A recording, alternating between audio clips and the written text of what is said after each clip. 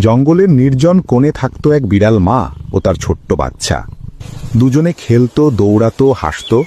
জঙ্গলের যেন সবচেয়ে সুখী পরিবার তারা।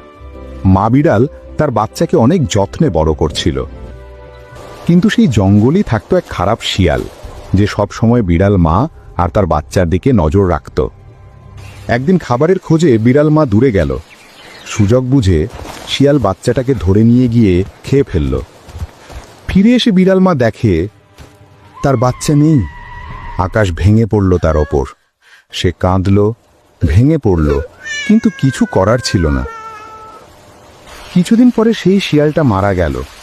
তার একটি ছোট বাচ্চা ছিল, যে জঙ্গলের মধ্যে একা বসে কান্না করছিল। সেই পথ দিয়ে বিড়াল মা যাচ্ছিল। বিড়াল জিজ্ঞেস করল, তুমি কাঁদছো কেন? শিয়ালের বাচ্চা চোখ মুছে বলল, আমার মা নেই, আমি একা। বিড়াল মায়ের চোখ ভিজে গেল।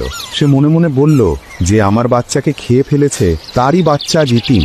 নিজের কষ্ট ভুলে সে শিয়ালের বাচ্চাকে বুকে টেনে নিল। এরপর বিড়ালই তাকে নিজের